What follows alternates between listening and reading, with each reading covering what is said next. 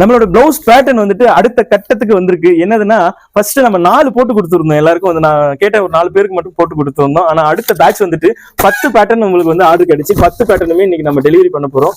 எல்லாருக்குமே மனமார்ந்த நன்றிகள். இந்த பிளவுஸ் பேட்டர்ன் வந்துட்டு எனக்கு நிறைய விமர்சனங்களை கொண்டு வந்து கொடுக்குது. என்னதுன்னா நீங்கள் சொல்லி கொடுக்குறதோட நிப்பாட்டிக்கிங்க, அடுத்த லெவலுக்கு. அதாவது இந்த மாதிரி நீங்கள் ஏன் வந்து அடுத்தவங்களுக்கு உங்களோட கட்டிங்கை நீங்கள் போட்டு அனுப்புகிறீங்க, அதுவும் ஒரு 150 ரூபா 170 ரூபாய்க்கு நீங்கள் ஏன் இதை பண்ணி கொடுக்குறீங்க அப்படின்னு சொல்லிட்டு நிறைய விமர்சனங்கள் எனக்கு வந்தது. அதுவும் பெரிய பெரிய டெய்லர்ஸுக்கிட்ட இருந்து வந்தது.